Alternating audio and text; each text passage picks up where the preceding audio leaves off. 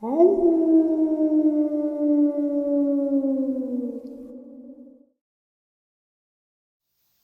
and salutations, everyone. I hope everyone is doing well still, and welcome to, depending on wherever you may live or however you choose to read your clock, this early morning or middle of the night bonus upload. Before we jump into it, a couple links. As many of you know, I rely on Patreon, PayPal, channel membership, and the merch to help the channel to continue to grow and go. Links to Patreon, PayPal, and channel membership is in the description below. Merch displayed directly under the video. Also, Dogman Frightening Encounters, Volume 1 through 3, the audiobook versions. They were written and researched by Tom Lyons, narrated and produced by me, Jeff Nadolny. Those audiobooks are available on Audible, Amazon, and iTunes, links to which are also in the description as well. And finally, last but definitely not least, if you'd really like to help support the channel to continue to grow and go, simply subscribe. It does not cost you a cent. Click the like button, takes half a second. If you don't want to miss out on any of the informative uploads that I put out daily, click that bell icon, and folks, please leave a comment. Why? Well, because all of these things really do help the channel to continue to grow and go. And folks, they definitely do matter. Now, everyone, I have taken far too much of your time. Let's jump in to this early morning or middle of the night bonus upload. Shall we? 4.5 years ago, a gentleman reached out to me, and we know him as Victor. Now, prior to full disclosure and him coming clean and sharing things that he shouldn't have shared, which I do believe cost him his life, he went with an alias, and we knew him as William. Even I knew him as William. I didn't know him as Victor. 6 months into he and I getting to know each other, a friendship was formed, and he came clean and said, I cannot lie to you. My real name is not William. My name is Victor Johnson, and this is who I am. Shortly thereafter, if you go into the community section on my channel and you scroll down, you will see some emails that I received from .gov email addresses, which you cannot create. Only a person that is affiliated or agency that is affiliated with the government can have a .gov email address, especially with 3 letters next to it. CIA. The evidence is in the community section. Just scroll down and look. He shared information that he definitely probably shouldn't have. He went against all their policies. He went against everything they told him he could do. And for that, he was silenced, poisoned. This is one of the interviews that he had done with us as William. So it's one of the first. Let's get into it. William? Hey, everybody. And Glad to be back with y'all. And what we're going to do is, instead of doing a Q&A, Bill and myself were chatting for a while, and we decided to have kind of like a sit down, let's just BS it, talking, and get to know Bill and not have so much formality to everything. I think we can get a lot more information, and just to get to really know who William is and experience William. So he was down for it, and I think it's a good idea. Last night I was talking about a subscriber who reached out to me, and his name was Zach, and he was concerned about getting in trouble for bringing a rifle on the hunting property, and the werewolf stating there's 2 kind of misconceptions there. William, would you like to shine some light on the werewolf, on what he said? Okay. Yeah, Zach, you're not going to be in any trouble for carrying a rifle on your hunt club. That's for sure. And what the werewolf was doing, I'm certain it came from the breeding program. And what he was doing, he got missed his words. And what he was saying was, or trying to say was, that he was going to protect you and your father while y'all was on that property. If anything was to arise that y'all got in trouble, that he was going to take care of you and your dad. Not that he was asking for y'all to take care and protect him, but he was going to protect y'all. So it's kind of like you've made a peace treaty with this werewolf, and he is going to be taking care of you now. It's kind of like you've kind of got like a friend, like I do. But take this now. Don't get overconfident with him, and always watch him. Always keep your eye on him. So he's kind of got like a guardian angel, but he's got to be extra cautious. Yes, and always carry protection with you. Never go in the woods without your protection. Never.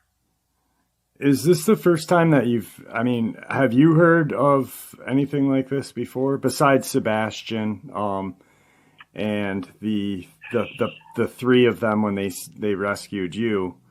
Have you heard of any civilians of this happening before or no? This is how the breeding program is supposed to work. This is how they should be acting towards humans. This is what they're supposed to be. This is what the breeding program instills in them after that. While we've got them in there, and the subliminal persuasion and everything that we use towards them, this is what they're supposed to do towards a human, is to protect the American people. This is what they are supposed to do. This right here is a prime example of it. But he got his words mixed up. He said it, instead of the way he worded it, he should have said that he was here to guard you, not you to guard him. So that must make you feel pretty good that the program that you've been involved with for most of your adult life is working. It's, Yes, it makes me feel really good. If we could get the Dogman on board with that, I would be thrilled. But the Dogman's not working out as well as the Werewolf has. Right. So. Now, we had talked about this a little earlier, excuse me, and I said, a lot of people were wondering about the long, probably it was like a 10-day hunt for a Sasquatch across a couple of states. And I was wondering if you don't have to go into, an hour-long story, because I know we want to get a couple more things, into it. But would you care to share a little bit of that with us? Yeah.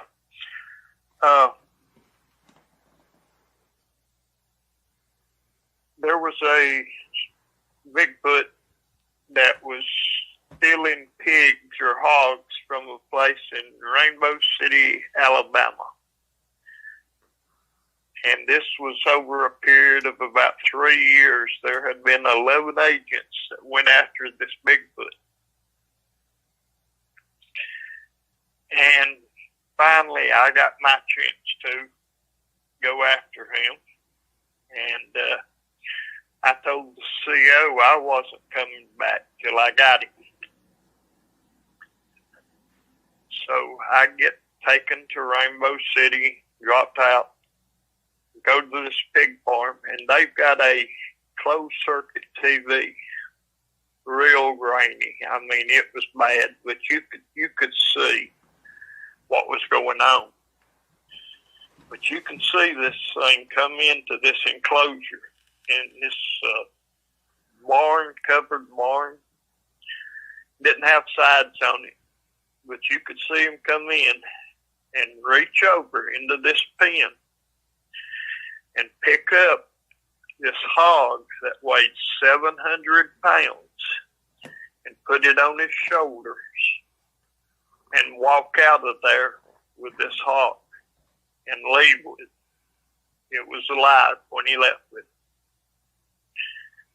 Well, I get down there 2 days after he's stolen this hog and talked to the man, and he had taken, this was like 13 hogs that he had stolen from this place, anywhere, he said, 500 to 800 pound hogs. This one, he said, weighed 700 pounds. So I start tracking him. He's headed west. And I get out, start out through there, and if anybody's from the south, they know how the soil is. And it's not, it wasn't a real rainy season. And these tracks are 2.5, 3 inches deep in places. So, he's got a 700-pound hog, and I'm figuring this fellow weighs probably close to 800 pounds. So he's carrying his own body weight, on top of his shoulders, and leaving 2.5-inch tracks.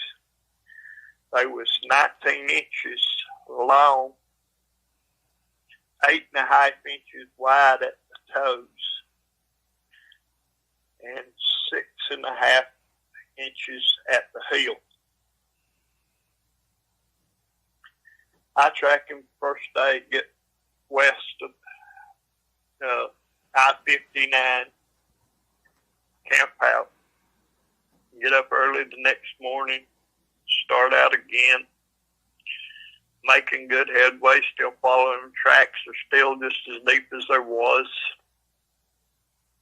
And the following day, on the third day, I find the hog, or what's left of the hog. And what's missing from the hog is the 2 hams, the back strap, and the 2 shoulders. And that is all that's taken.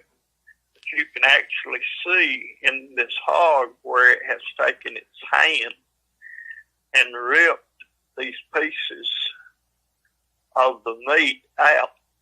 You can see where it took its hands and ripped these pieces of meat out. But at this place, there's a second set of tracks that's joined it, has came to this place and met it. And they're a lot smaller.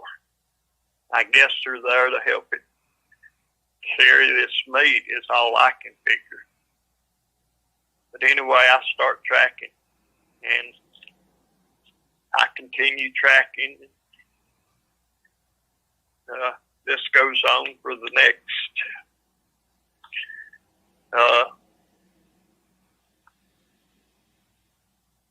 let's see, it was the third day. The third day, I think it was. I looked up on the ridge above me, and I seen a small Bigfoot. First I've seen of them. And it left before I got my count broke, and I'm going on and still tracking the tracks of the big ones. Big Bigfoot, the one that I'm tracking, is down to about 1.25 inches now. So it's about what he should be leaving his normal tracks. Fifth day, I finally spot him for the first time.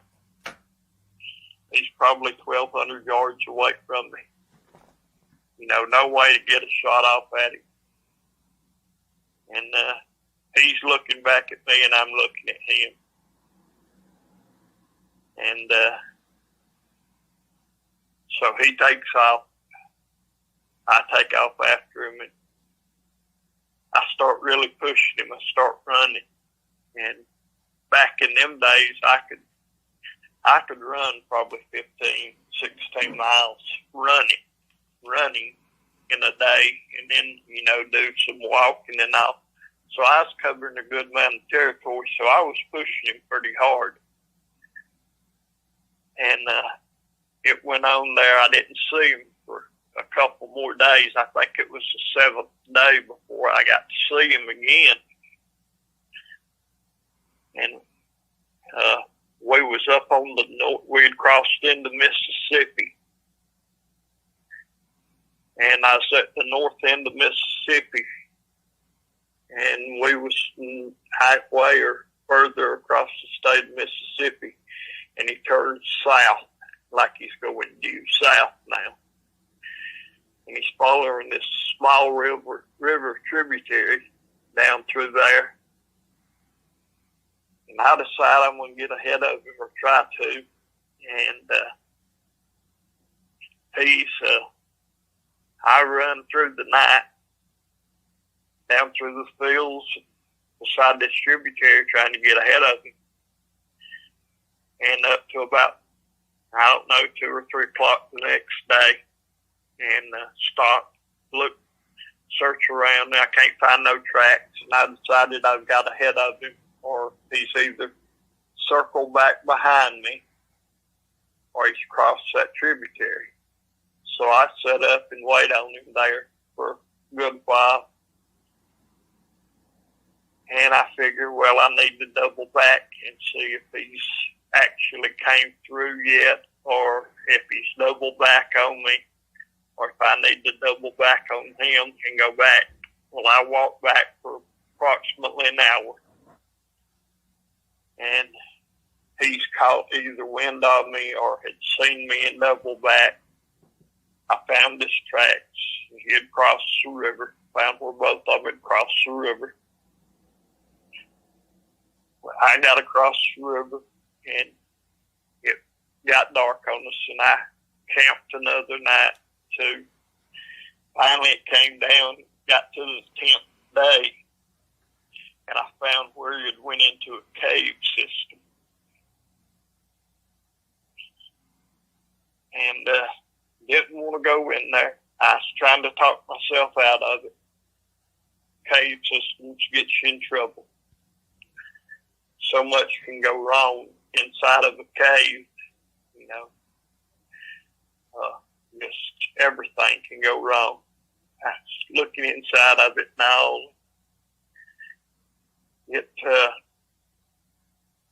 looked like it wasn't about 4 foot high.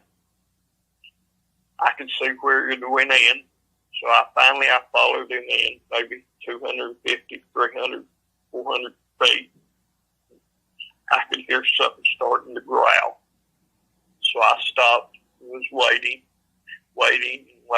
trying to wait it out. Let it come to me. I figured that'd be the best way.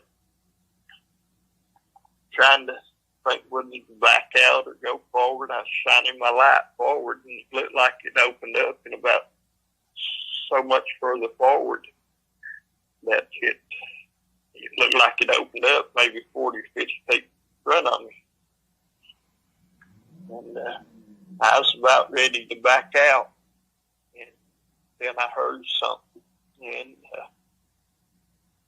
sounded like something sliding behind me. And I looked behind me, and there was 2 smaller ones crawling out behind me. I don't know where they came from behind me, but they was probably 30, 40 feet behind me, and they was crawling out behind me. And I knowed it wasn't the one I was hunting. So I stayed put, started to back out again, and then I decided, no, the only way to do this was to go forward. So I went forward, and I got into this large chamber. It opened up, and sure enough, he was in this large chamber, and we faced off right there. And I shot him one time, and he went down, and it was over. And I came back out of the cave and got on the satellite radio and called out and got them to send me 5 more men in the pilot. And we drug him out using ropes, and we had to drag him about 1,200 yards to where we could get him on to a helicopter to get him out of there. And that was a chore. But there was, like I said, there were 7 of us. He ended up, he was about 8'8" tall and weighed a little over 800 pounds. So he was a good size Bigfoot. Drug him out of there. He was a big boy, and there was a bunch of bones, you know, for pigs and hogs and deer, and 2 humans was in there. So they had actually taken some lives, so, but we don't know where they came from. Now, when you guys dragged them out of the cave with the ropes, and then you did the exploration of the cave, I'm assuming, with the bones. Were the human bones, had they been there for a while, or were they fairly new? They'd been in there for a while. Yes. Okay, so it could have been a long time. They could have been 10, 12, 14 years old. Okay. Now, I know me and you have talked about this, but just so everyone else understands it. Now, when you said that Sasquatch turned at 1,200 yards and saw you, they're not like the Bigfoot or the Dogman or the Werewolf. They have no knowledge of your team because they weren't in the breeding program. They just think you're the average hunter. So is that normal? They don't know me from nobody. So is that normal for them to just take off from someone like that? They just want to. Yes, they just want to go away. Okay, so there's 2 since we've been talking. There's 2 things that, you know, you've shared with us that prove, you know, everything you've been saying is true. The breeding program works and it's doing what exactly it needs to do. And these things don't want anything really to do with humans unless they are provoked, like, or pushed or very hungry. That's correct. So now, I know throughout all of these questions, I've been trying to, you know, look and see a lot of things that were mentioned. When you brought up the feet size, the foot size there, I instantly thought about the Canadian, I forgot the subscriber's name. It was a female. She had wanted to know more about the Canadian giant that you had hunted. Is that something that you can get into, or is that classified, or can you maybe share a little bit of that with us?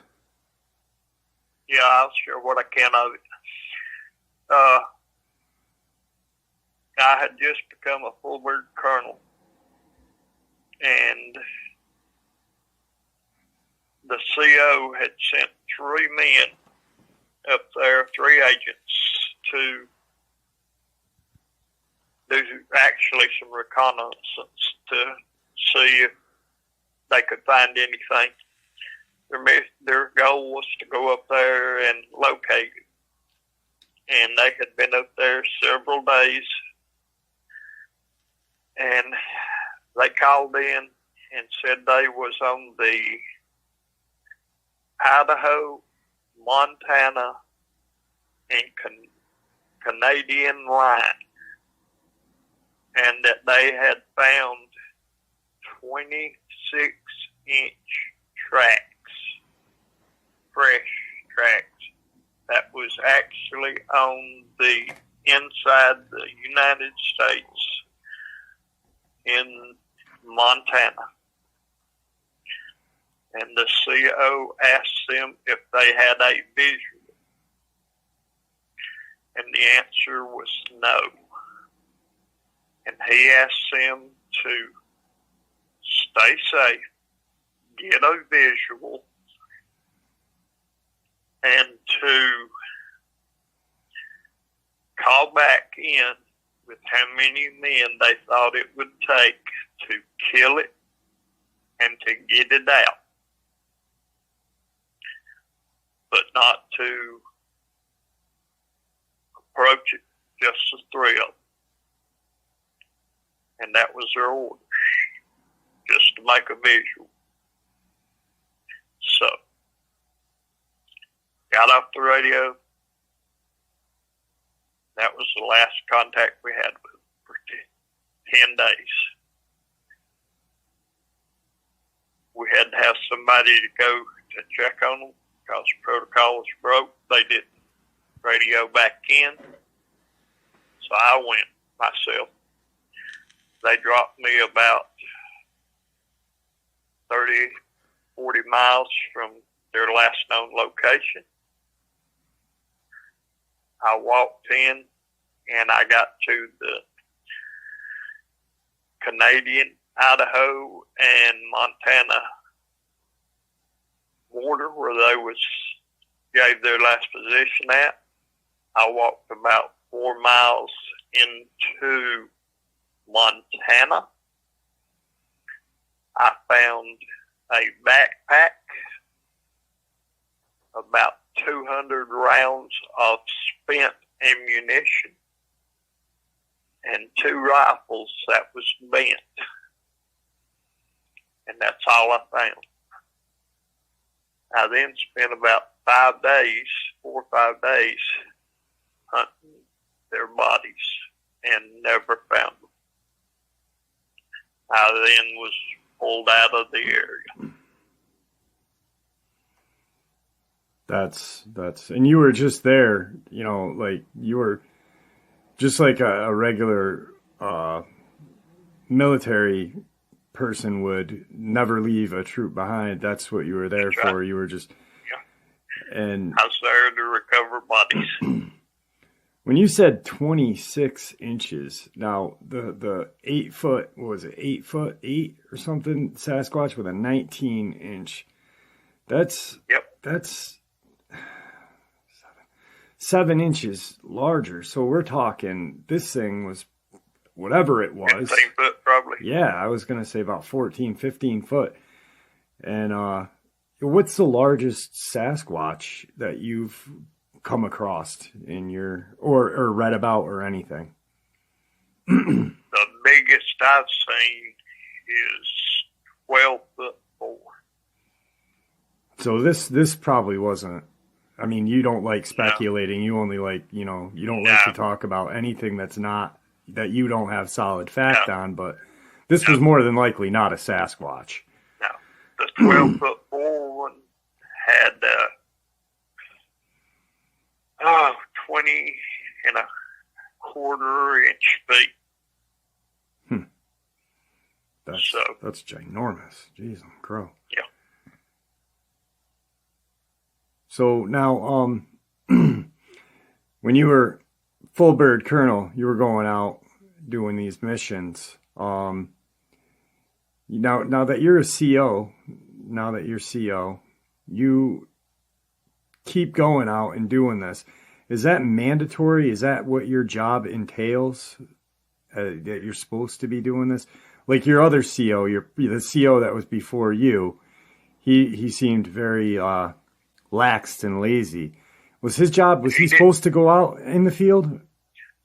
I'm supposed to go out and take care of hotspots. I'm supposed to take a 6-man team, go out and rid hotspots when we have hotspots.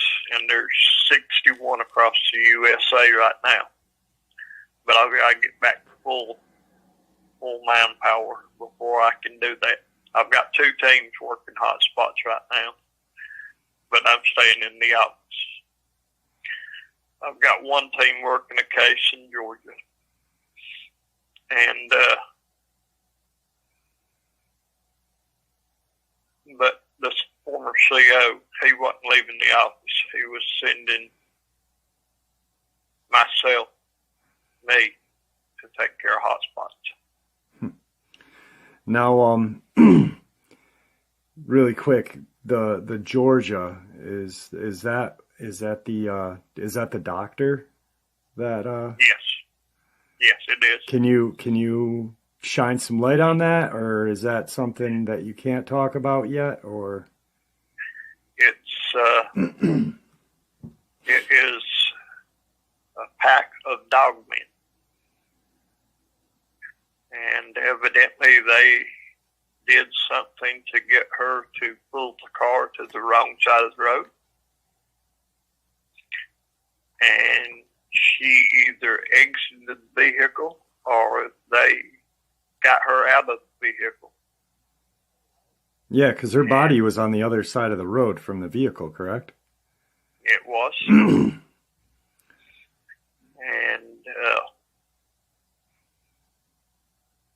they have been after them since the following day and still haven't caught up to them. But they are still hunting. And at this point. that doctor was a very educated woman. She did a lot in the medical. Highly. Yeah. So there had to be some sort of plan or some sort of ambush, because a smart, intelligent woman. Yeah. Yeah. I every time I hear about Dogman and doing these crazy things, I always get reminded of the New Hampshire incident with the ambulance. And that story, when that subscriber reached out to me, it blew my mind at how intelligent the Dogman is, and just mercifulness. It's just a savage killing machine. That's correct. But like we had said previous talking, that it's nothing as intelligent as the Sasquatch or the werewolf, which the werewolf is, right under us, it seems, because it's got a language, it can understand, it can read, it's got cognitive thinking. It's, and I said this to you a while back, that it's like the Dogman is the retarded inbred cousin of the werewolf. And, it's just, I don't even know. Sometimes the whole premise of them still being free to roam around is I can see the werewolf being active, but these things are so uncanny and unpredictable. But you've had a lot of success with them too. I mean, you said just recently you did a call out to them, and I think there was 10 that you called out, and a bunch came back with them. What Canada has gave me permission to monitor all of Canada, and when I have them go up there, when I do have them cross the line out of the states to go up there, I do call them back immediately, because Canada has been good to us about this. I immediately call them back, and I had 10, I can't remember if it was 10 or 12 that was tagged. I called back, and when they got back, I think it was 10. I had 27 more that came back with them. That was wild, that wanted to go into the program. And they can get their point across to you about this program. They've got a way of communicating with us. Is it? But I can't go into that. Right. Yeah, now when they come in, is there a certain protocol that is? I mean, I'm sure you just don't have them come in and they get tagged and you ship them. I'm sure there's. No, they go through a wellness check, make sure they're not diseased, They go through all kind of, fitness, get all kind of shots, and everything. They're healthy as a horse when they leave back out of here. So there's veterinarians that specialize just, Yes. or doctors or some sort of medical. Yes. Well, yeah. There's 7 veterinarians for werewolves. There's 5 for the Dogman, and at one time there was 4 for the Bigfoot, but they're no longer. They're no longer around because the program. And I don't understand why they didn't just go back out and get another male. All they had the females like they did. Yeah. Because now, if we wanted to do the program again, we would have to get another male and get the females, and that's the hardest one of all of them to get. Is the female? The female and the male, Okay. both of the, they're the hardest ones to get. No, it was the male, right? That was the issue in the first one? Yes. Okay. So he could have been old, sick, or there could have just been... Yeah, there's no way to know their age. Right. I mean, Sebastian don't know his age. They aged him when they caught him at age 12, when they caught him at 52, which would make him 80 now, which they claim that's the lifespan of one. So, any time now could be his, Yeah. but they don't know his lifespan for sure. Right, that's what I was just going to say, they're because estimating it. yeah, there's no way of really knowing. I mean, that's pretty much a guesstimate, It's like, okay, Yeah, well, that's right. going by wild ones or, Yeah, he was wild. He is a wild one. Right, but I'm saying like And getting an age off like, just visuals, I mean, right now it's still a learning process because he's one of the very first ones, I'm pretty sure, right? they estimated the first Dogman to be 10 years old. And when they captured it in 54. And Raphael came in 85, the same year that I came in. The first original Dogman died in 85. So Raphael, he's not the original Dogman that came in. Raphael came in the same year I did. The original Dogman died in 85 of old age. Good to go.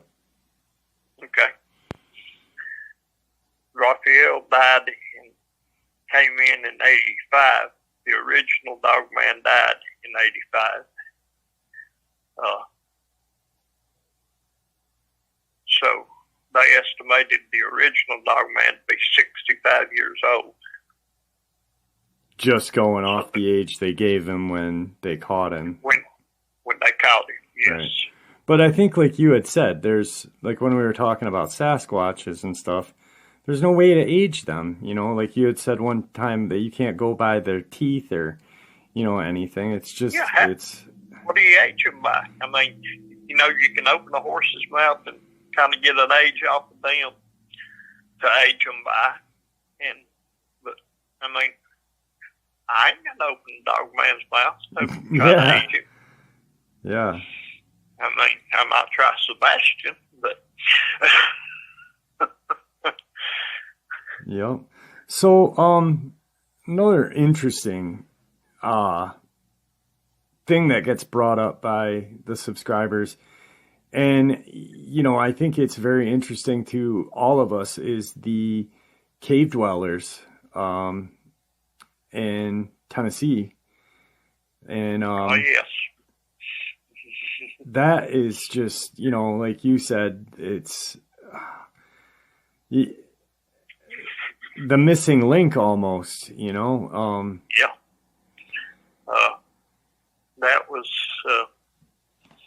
That is the third set of them that we've encountered. My dad's teams encountered 2 sets of them prior to me. This was my first set.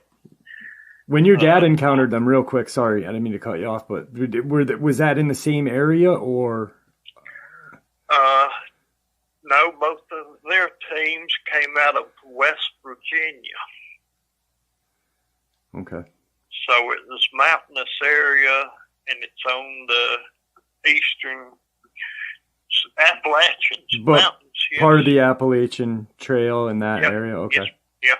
It's part of the Appalachians. And, but yeah, there's some thick people.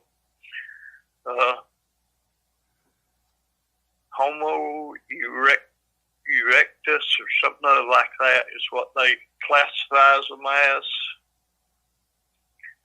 And I'd hated to went one-on-one with any of the men. And I'm in tip-top shape. So yeah, they're thick, they're muscled. They ain't got puffy muscles. They got the long muscles, like farmer strong. Yeah, yeah. They had tools. They had stone axes, things like this. We brought it all back. We took everything in the caves. We was gonna try to keep the old man alive, but he came at us with an axe, and that wasn't possible. Right. We wanted to try to keep one alive, but it was impossible. I mean, every one of them, even the women, made it where you couldn't do that. Yeah, it's like they didn't want to come with you, and they defended to the end. I mean, I bear the scars.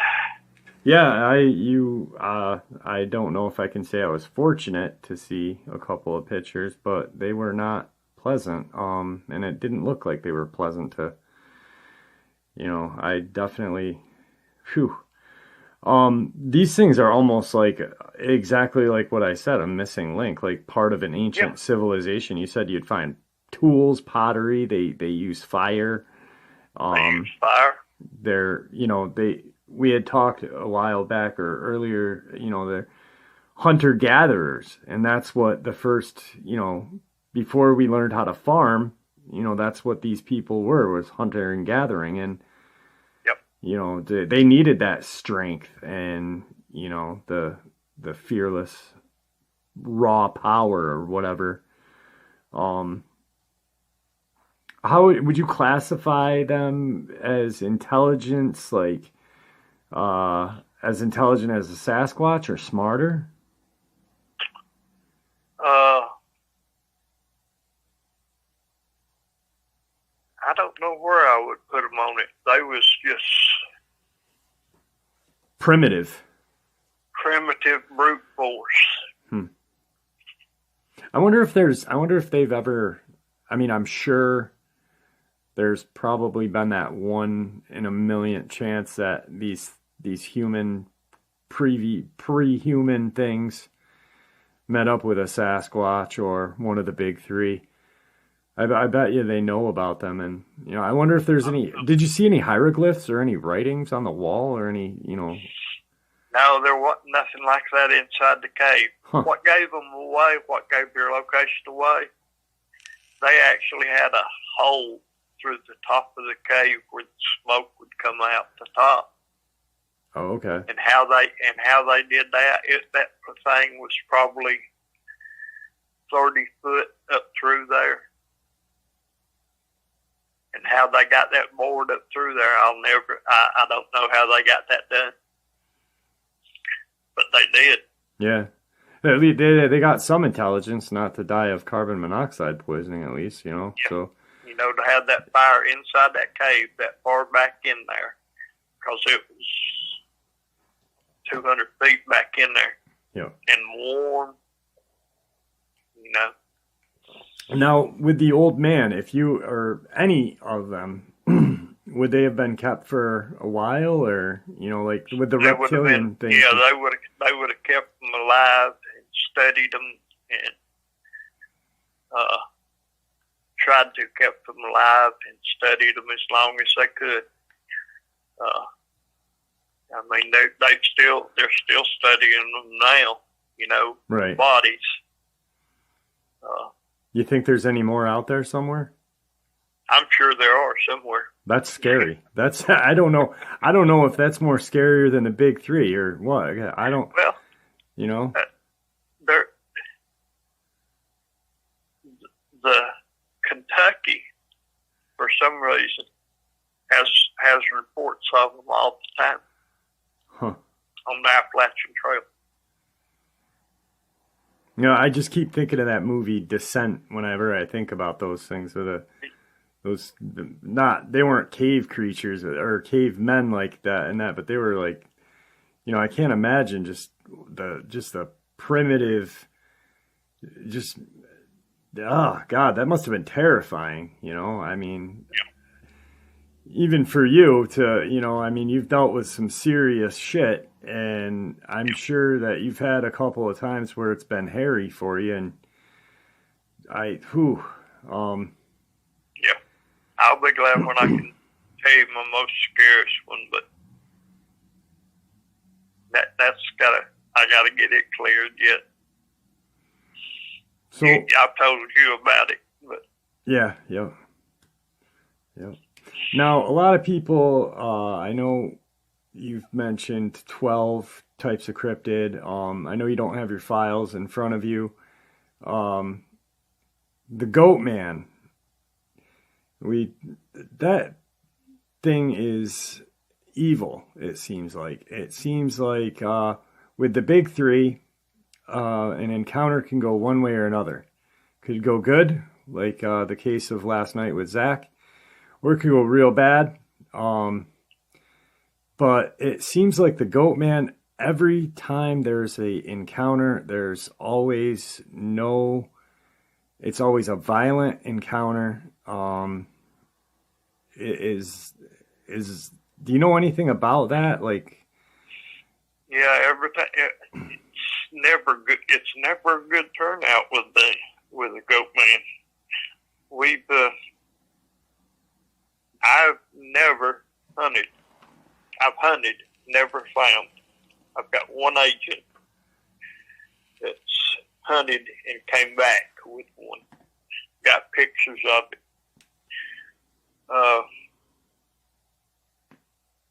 And to read his file, that's something I need to write up and put out there for a story for y'all. Yeah, that's one I need to write up. I think people would like to hear that, because that's one of the ones that, you know, I mean, people hear about it, and unfortunately, with like the Bigfoot, the Dogman, the Werewolf, all these other things, this creepypasta phenomenon and the Reddit pages have pretty much ruined it. You know, with like even native lore, it's just now it's become just you don't know what's real or not. I mean, you really don't know anyway. That's why it's called cryptozoology.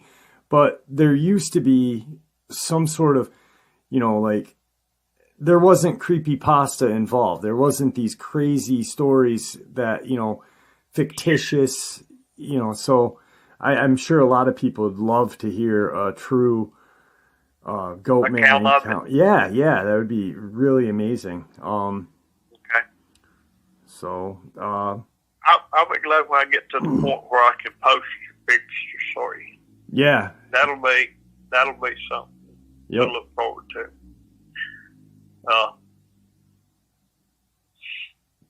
Jersey Devil Mothman. Yeah, the Jersey Devil. You went looking for that, right, or no? Yeah. I searched for it. I found nothing. So it's almost like that. I mean, there's so many myths and legend about that. It's the 13th son of a witch, and you know, it's part of the devil, or, you know, but you can't really discount anything, especially nowadays. You know, there's just so much that that's coming to light now, you know. It's unimaginable. No. I mean, John Sumner, one of your subscribers, John Sumner, he asked about mermaids. Yeah. You know, and they're for real. They've got them. They got them at Beaumont, South Carolina in tanks. You know, they're for real. I don't know if they're trying to militarize them or not. Now that's not my field. Right. You know, my field consists of things that's on 4 legs or 2 legs, and on the land,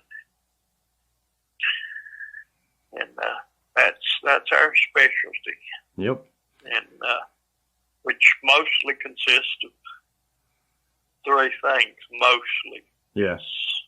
But you know, we've got black cats, we've got El Chupacabra, we've got Mothman falls under us, Jersey Devil falls under us, Dogman, Werewolf, Bigfoot, Gargoyles.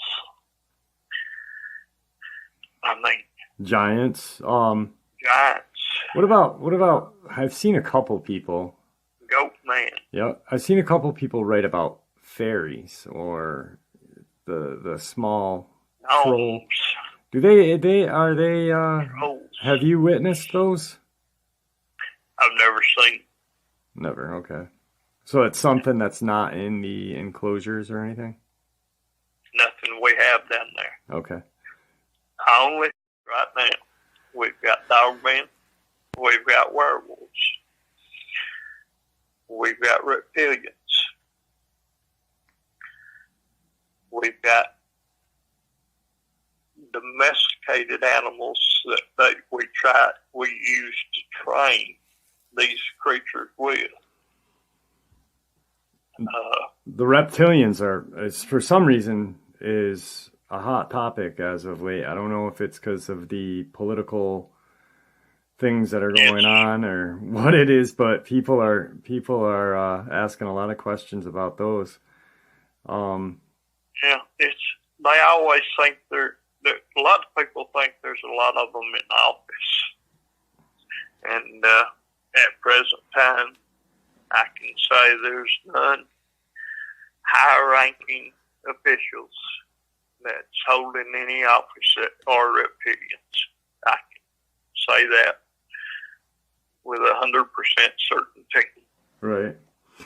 I got something, and I just remembered, you and I had talked a little bit before we did this.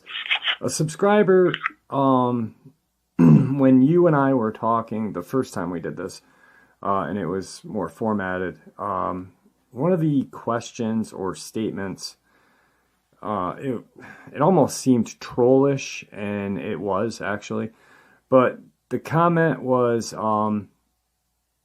it didn't make sense, the acreage underground, and there not being electric line, telephone line, and I could instantly answer that as I was reading it. Like, you're not going to see a substation. There's going to be something above it. Did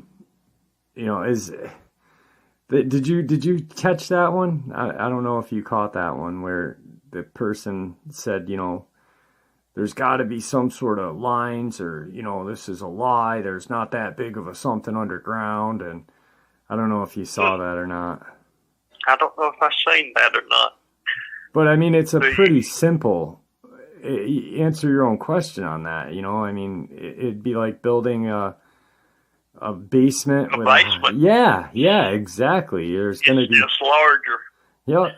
The Virginia facility, my enclosures up there, I have 78 enclosures that are 8 acres or larger. Each one of the enclosures. That's not counting the walk between or drive between areas which are 12 feet, where you can drive a golf cart between them. I have to have that room to drive where I can get the feed through, and everybody can travel through there. Yeah. It's lit. It's on timers. Everything's it's like daylight and dark at times. And we have to, like Sebastian tomorrow night, I'm taking him out. I just hope it ain't a full moon. I hadn't even checked. I'm not really sure. I know I'm not probably going to see a full moon up here for a little bit because the storm's moving in, but there might be. Who knows? It's getting close. Yeah. I know that there's something you got planned in the future. Oh, yeah. You want to share that with everybody? Yep. All right. I picked a subscriber because he asked such good questions. He goes by the name Jack Hanson. And I picked Jeff, and I'm getting both of them vetted so they can come to my facility in Virginia. And this is going to be when Jeff gets himself well. He has to be well so we can go into the enclosures with me and Jack. And there's going to be a photo session taken. And they will be posted on the internet of him and Jack and Sebastian. And I'm excited. When I wasn't on the phone with you when you notified Jack of this, but I know when I got the notification from you, I had two feelings flooded. I was thrilled and happy and nervous all at once because it was just like a dream come true. But I don't know what's I feel like I'm either going to be so awestruck and happy or afraid, that I may just pee my pants. And I thought that, and I giggled to myself when you said that after, when we were talking and you told me that. And in my head, I was like, I'm going to piss my pants when I see Sebastian. Because,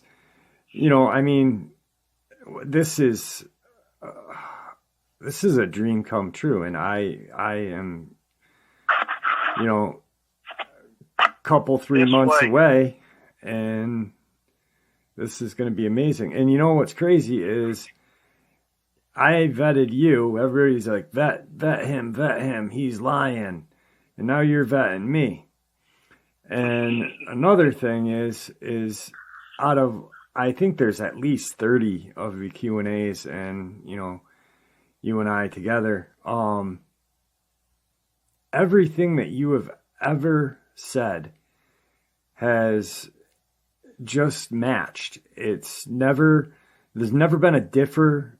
It's always on point. Even if it's weeks away, you could get a troll from 1 week to try to, say something, and bam, you've got the exact same answer. You've never.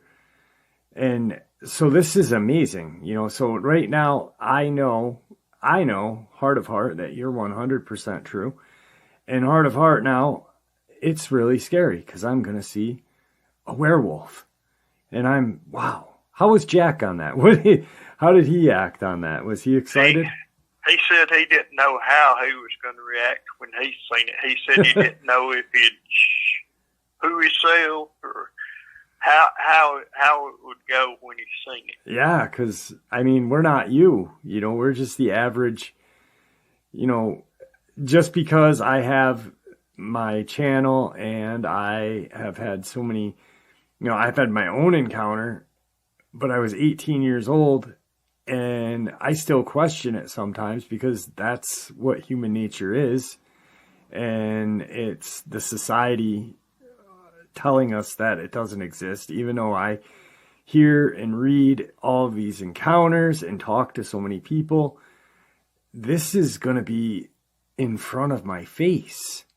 I'm going to be able to smell his, I'll be able to touch. yeah.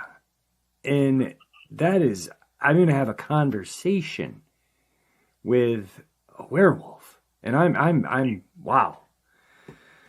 He's going to wrap his hand around your face. That's not nice.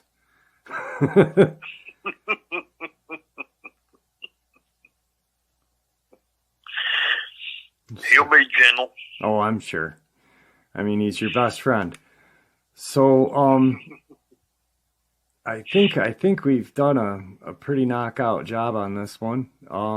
Is there anything else you'd like to, just something that you want to throw in? Just everybody enjoy the forest and, stay safe out there, but enjoy it.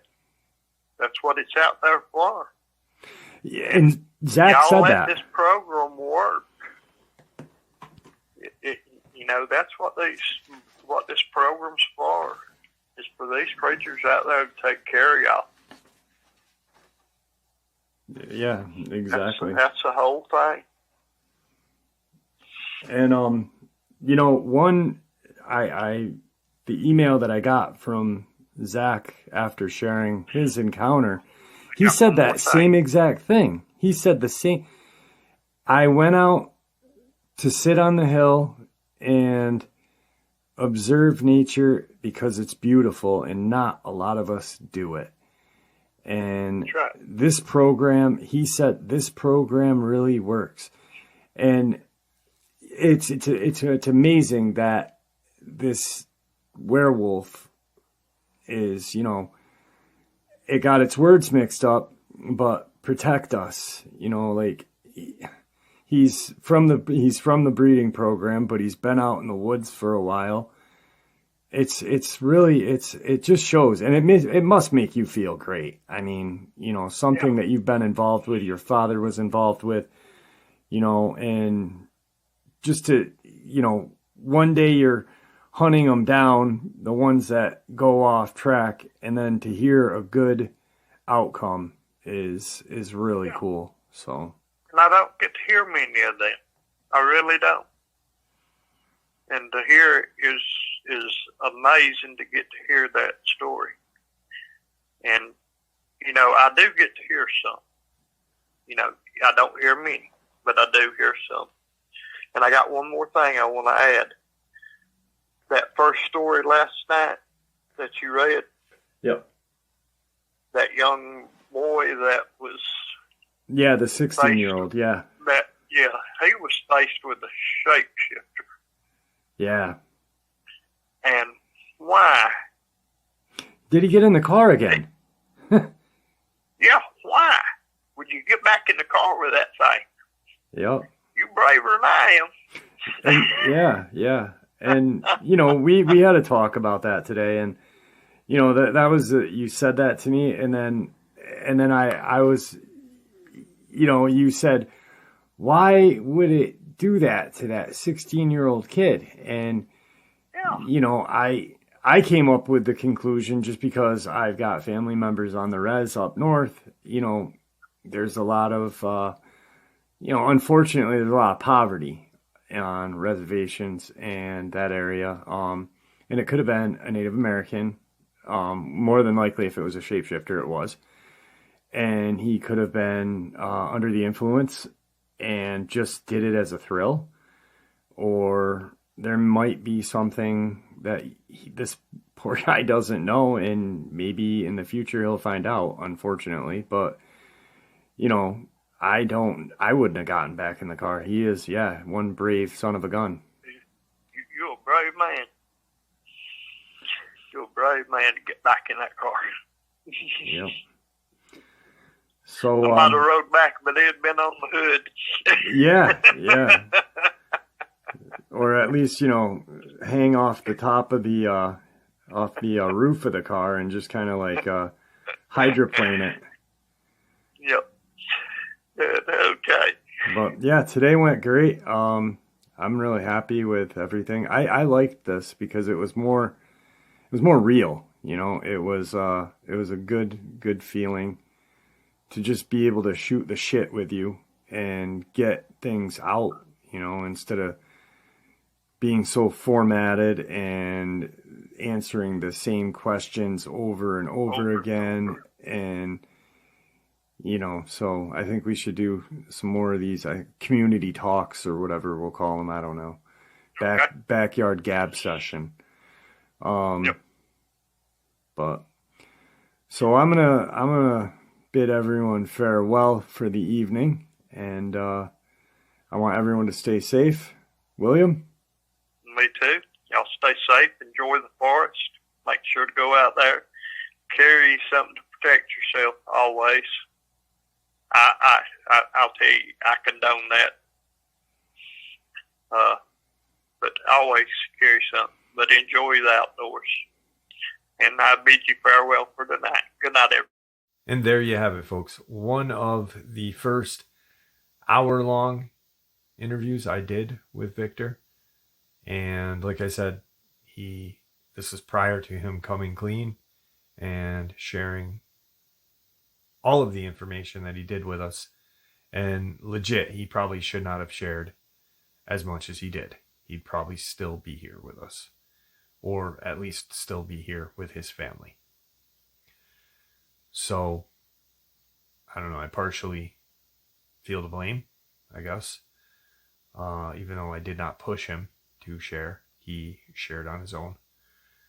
But I still do feel partially to blame, because it's my channel that he came onto to share all of this information with all of us. So, anyway, he is missed. I'd like to thank you all for supporting the channel. It is your support, after all, that keeps this channel growing and going, and honestly what gives folks like all of us a place and a chance to share our experiences and theories, judgment-free, just simply treated with the respect that we all deserve. Everyone, please stay safe, happy, healthy, and ever vigilant, keeping an eye on our children, pets, family, and friends. These creatures are real. They are out there, and they are dangerous. Share this information with those you love and care about, and it may just help save their lives someday. Till next time, never stop asking questions, never stop searching for the truth. And God bless you all.